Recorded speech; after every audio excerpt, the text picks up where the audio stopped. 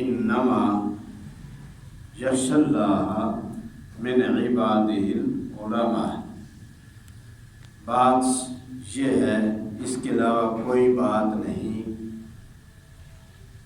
کہ اللہ کے بندوں میں سے جو علماء ہوتے ہیں، جو اہل علم ہوتے ہیں، صحیح علماء جو ہوتے ہیں، وہ اللہ ہی سے ڈرتے ہیں، اللہ کے علاوہ کسی سے ڈرتے نہیں۔ یہ قرآن پاک نے فرمایا۔ اب نبی پاک صلی اللہ علیہ وسلم کے چند ارشادات صحیح بخاری اور مسلم شریف سے اور باقی سیاستہ سے اور غیر سیاستہ سے آپ کی خدمت میں عرض کرتا ہوں۔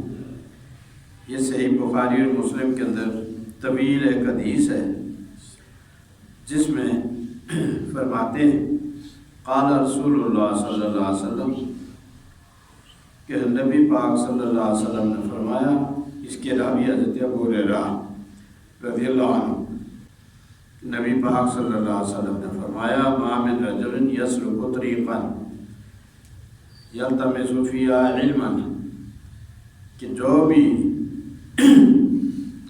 شخص راستہ اختیار کرتا ہے، چلتا ہے اور علم حاصل کرنے کے لیے، علم کی طلب میں جو شخص راستہ چلتا ہے، سہل اللہ لہ طریقا الی الجنہ، اللہ تعالیٰ اس کے لیے جنت کا راستہ آسان کر دیتا ہے۔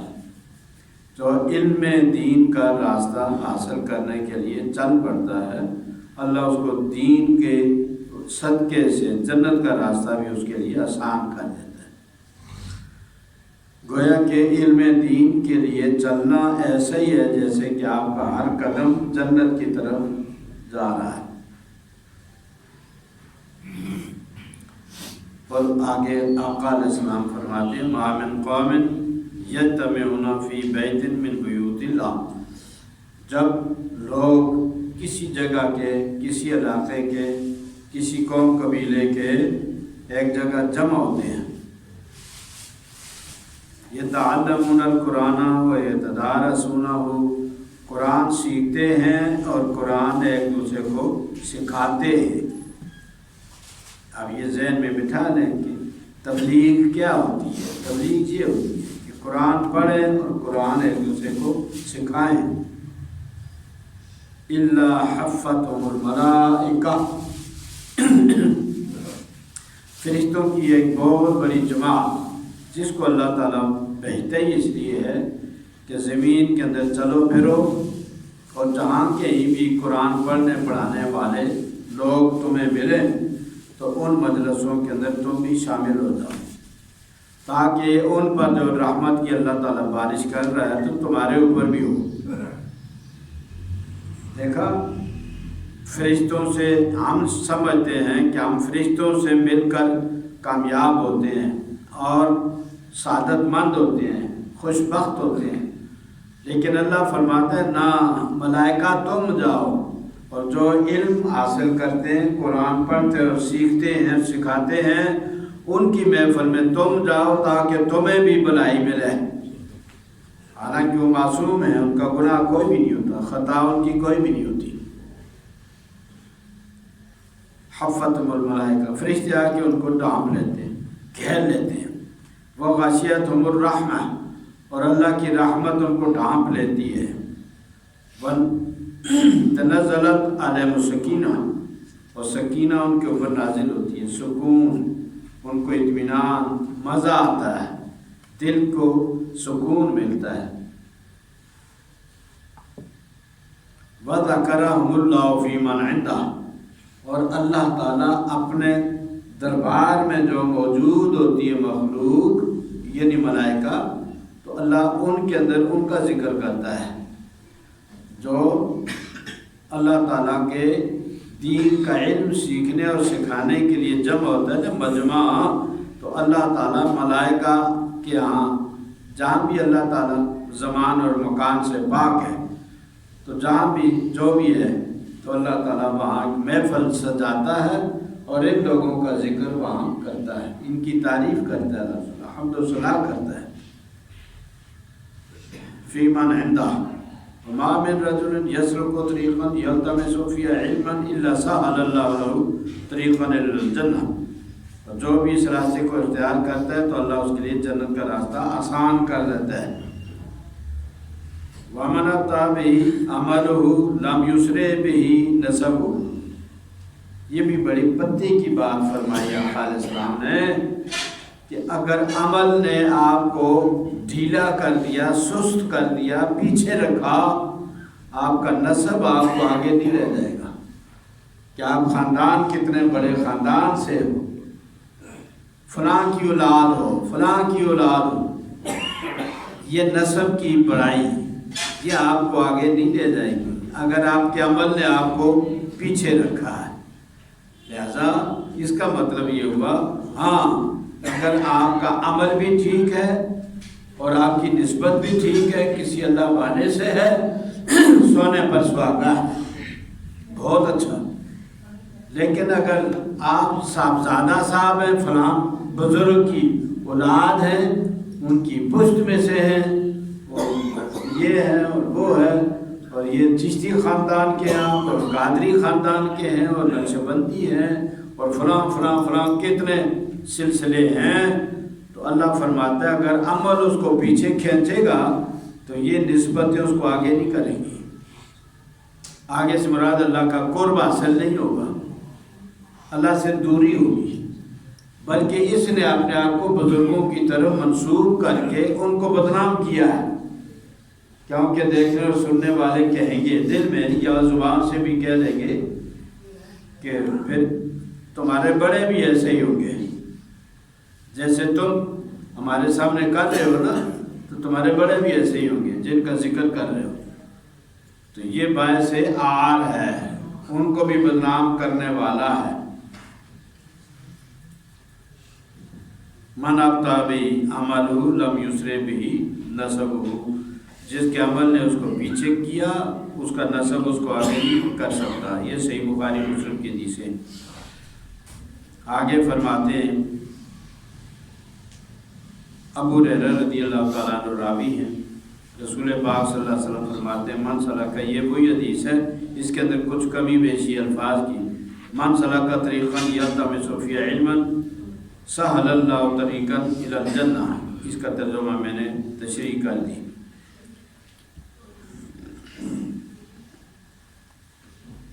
آگے یہ فرماتے ہیں یہ دوسری حدیث ہے، وہ ختم ہوئی،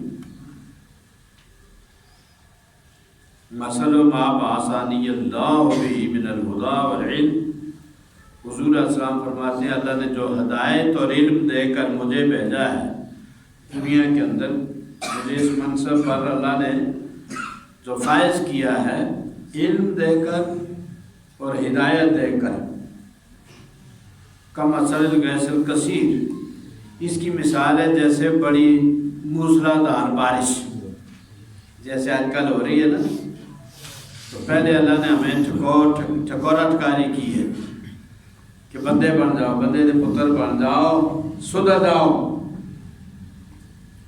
اپنے رب کو بھولے بیٹھے ہو، اپنے رب کے ساتھ رشتہ پھر تازہ کرو، محبت کا رشتہ، اطاعت اور عبادت کا رشتہ، اللہ کے ذکر کا رشتہ پھر تازہ کرو، گمراہ ہو گئے ہو، یہ ہمیں اللہ تعالیٰ یہ جو گزر رہا ہے، گزر گیا ہے، جو اللہ کرے وہ گزرے ہی رہے، اتنی زیادہ اس کے اندر عذاب کی صورت ہے، وہ اصل میں اللہ تعالیٰ ہمیں ٹھوکریں کھلاتا ہے کہ ٹھوکریں کھائیں سدھر جائیں۔ اگر ذرا بھی عقل ہو تو انسان جب ایک بار ٹھوکر کھا کے گرتا ہے تو پھر 1000 بار آگے دیکھتا ہے، اور اگر وہ ایسا نہیں کرتا تو اس جیسا بیوقوف کوئی بھی نہیں۔ تو حضور صلی اللہ علیہ وسلم فرماتے ہیں مجھے جو علم اور ہدایت دے کر اللہ نے دنیا میں بھیجا، کمثل الغیث الکثیر، جیسے موسلادھار بارش ہوتی ہے، اصاب ارضا فکانت منہا بقع قابلۃ الماء فانبتت الکلاء والعشب الکثیر، آگے زمین، وہ شیخ سعدی نے ایک شعر لکھا ہے کہ باران کے در لطافت تب عشق خلاف نیست۔ بارش کی طبیعت میں لطافت ہے، فیض ہے، فائدہ دیتی ہے بارش، پانی فیض دیتا ہے۔ لیکن یہی بارش جب اچھی زمین پر ہوگی تو وہاں تو سبزہ اگے گا، فصل اگے گی، وہاں تو پھول اور پھل اگیں گے۔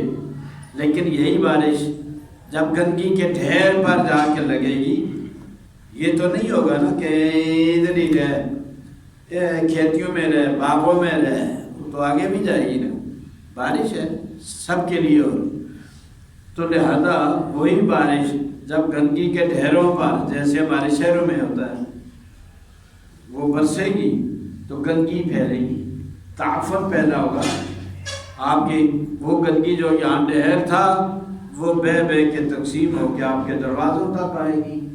پھر ایسے بھی اللہ تعالیٰ معاف کرا ہمیں، ہمارے گھر بھی ایسی جگہ پر ہیں، بستیاں بھی ایسی جگہ ہیں کہ وہ وہاں بھی اندر بھی جائے گی، وہ گندگی آپ کے اور میرے گھروں کے اندر جائے گی۔ تو بارش کے اندر فیض ہے، اس کے اندر فائدہ ہے جو اللہ نے برسائی۔ لیکن زمین کی بات ہے، جس زمین اس زمین پر ہوئی، لالا و گل پیدا ہوئے، پھول پیدا ہوئے، پھل لگے، ہری بھری ہو گئی فصل، اس نے فائدہ اٹھایا، اس نے فیض اٹھایا۔ اور دوسری وہ ہے جس کے اندر زمین میں صلاحیت ہی نہ تھی، اس کی صلاحیت کو ہم لوگوں نے اپنے اعمال سے خراب کر دیا تھا، وہاں گندگی کے ڈھیر تھے بس، تو وہاں پہ اسی بارش سے گندگی پھیلے گی، تعفن پیدا ہوگا، بدبو آئے گی۔ تو شیخ سعدی کیا کہتے ہیں کہ بارہ کے در لطافت تب از خلاف نیز، یہ بارش جو ہوتی ہے اس کی طبیعت کے اندر اختلاف نہیں ہے، یہ ایک جیسی ہوتی ہے، اس کے اندر فیض ہی فیض ہوتا ہے۔ لیکن در باغ لالا روید، وہاں پھول پیدا ہوتے ہیں باغوں میں، اور در شورا بو خس، اور جو شورا زمین ہوتی ہے تو وہاں خس پیدا ہوتا ہے، خس و خاشاک پیدا ہوتے ہیں، کچھ نہیں پیدا ہوتا۔ اور ہمارے ہاں شادی کے زمانے میں اتنے ڈھیر نہیں ہوں گے نا، اس لیے انہوں نے اپنے دور کی بات کی۔ ہمارے یہاں آج ہوتے تو فرماتے کہ نہ یار خس و خاشاک بھی پیدا ہوں تو پھر بھی صفائی تو رہتی ہے نا، دھل جاتے ہیں۔ آج کل تو گندگی پیدا ہو رہی ہے، تعفن پیدا ہو رہا ہے، بیماریاں پھیل رہی ہیں۔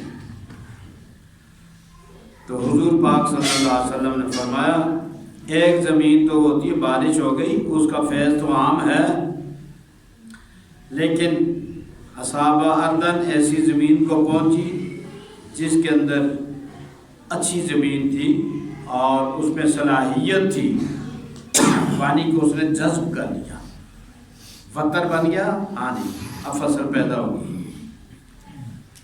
سبحان اللہ۔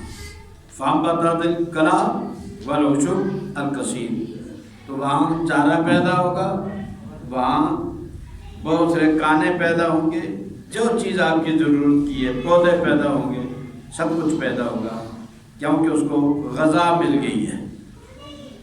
وَكَانَتْ مِنْهَا بُقْعَةٌ أَمْسَكَتِ الْمَاءَ فَنَفَلَ بِالنَّاسِ، دوسری زمین وہ ہے جو سخت ہے، اونچی جگہ پر ہے یا نیوی جگہ ہے، وہاں پانی جمع ہو گیا، وہ صاف ستھری جگہ تھی، اس جگہ حوض بن گیا، پانی کا حوض بن گیا، ستھرا پانی، بارش کے پانی سے زیادہ صاف ستھرا کون سا پانی، تو وہ بھی لوگوں کو فائدہ دے گا، پئیں گے ان کے جانور، پئیں گے مویشی، ان کی کھیت، ہر جگہ وہ کام آ سکتا ہے۔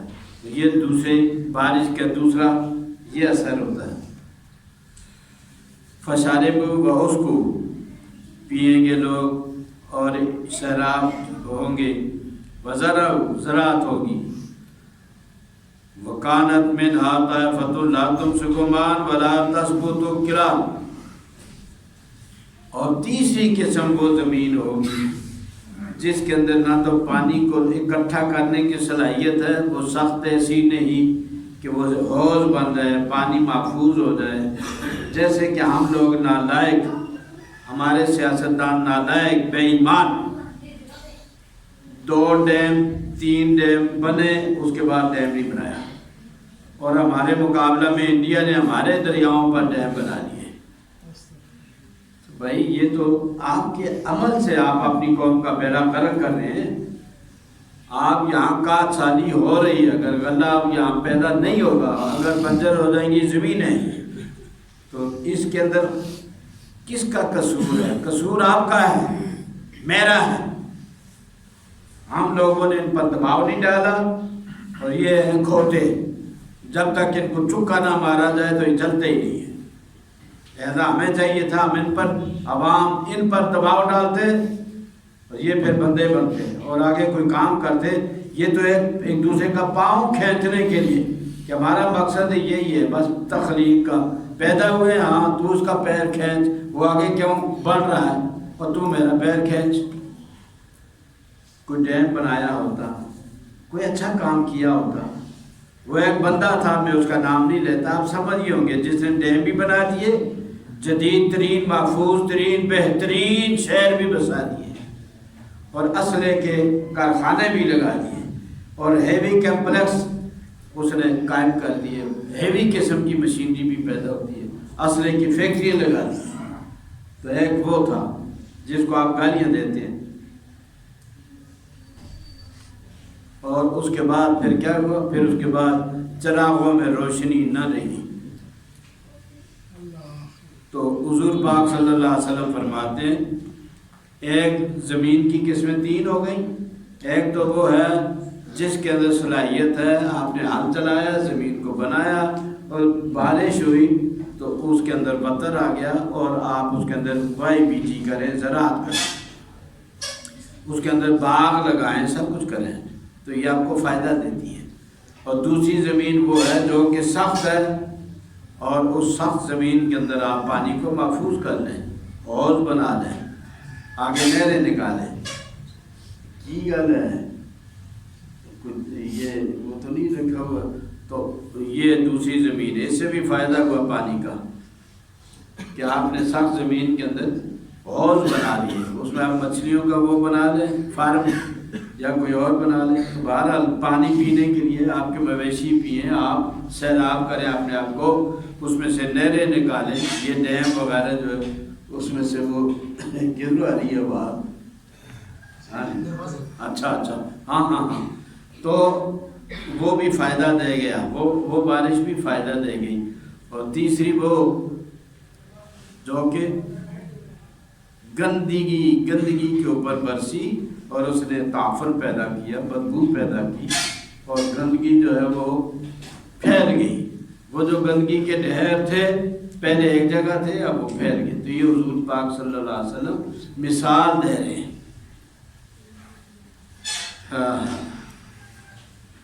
فنفع اللہ بالناس بکۃ امسکت الماء. ایک ٹکڑا زمین کا وہ تھا جس نے زمین کو روک لیا، وتر. فنفع اللہ بالناس فشربوا. اس کے اوپر اگر آپ نے حوض بنا لیے تو سبحان اللہ، اور اس میں سے آپ پیئیں، انسان بھی، تمہارے جانور بھی، اور تمہاری کھیتوں کو بھی وہاں سے پانی ملے گا، وہ بھی ہری بھری ہوں گی. وزرعوا، زراعت کریں. وکانت منا طائفہ. اب دیکھیں نا، لوگ کہتے ہیں کہ دین کو الگ رکھو، دنیا کو الگ رکھو. یہ اسلام نہیں ہے، کوئی اور ہوگا. یہ اسلام نہیں ہے. اسلام تو ہے اس لیے ہے کہ اس دنیا کے اندر جو ظلم ہو رہا ہے اس کو مٹائے، لیکن جو ظالم ہیں، جو جھوٹے ہیں، جو غلط انسان ہیں، جو حق مارتے ہیں دوسروں کا، ظالم ہیں، وہ اس کو پسند نہیں کرتے، کیونکہ وہ ٹوکتا ہے ان کو قدم قدم پر. حلال ہے کھا لے، حرام ہے نہ کھائیں، یہ رشوت نہ کرنا، وہ نہ کرنا. یہ ان کو پوجتا نہیں ہے، یہ ان کو پسند نہیں ہے. لہذا دنیا کی باتیں نہ کیا کرو. وہ اسلام نہیں ہے، کوئی اور ہے. اسلام کے اندر تو سب سے ربنا آتنا فی الدنیا حسنہ. آپ قرآن کے اندر یہ پڑھتے ہیں کہ سب سے پہلے دنیا میں بنائی جاتے ہیں، وفی الآخرۃ حسنہ، اور اس کے بعد آخرت کے اندر بھی بنائی جاتے ہیں. یہاں عزت کی روٹی ملے، یہاں عزت کے ساتھ ہمیں زندگی بسر کرنا نصیب ہو، دنیا کی سہولتیں اور نعمتیں ہمیں نصیب ہوں، اور آخرت کے اندر بھی یہ سلسلہ جاری ساری رہے. وہاں بھی اللہ تعالی ہمیں اپنے ناراضگی سے بچائے، اور وہاں کی نعمتیں بھی ہمیں نصیب ہوں. تو یہ اسلام تو یہ کہتا ہے، اسلام کبھی نہیں کہتا ہے کہ بھلے دنیا نو الگ کر چھڑو، اس کو الگ کر چھڑو، الگ نہیں، وہ اسلام نہیں ہے۔ ولا تو ایک زمین وہ ہے مثل من فقہ فی الدین ونافعہ، یہ مثال حضور نے دی کہ ایک ہوتا ہے جس کو دین کی سوجھ بوجھ علم ہوتا ہے، تو یہ وہ بارش ہے جس نے زمین کو سیراب کیا، لوگوں کے دلوں سے جہالت کو ختم کرتا ہے، میل کو جل ہٹاتا ہے اور علم کی روشنی اور فیض سے ان کو سیراب کرتا ہے۔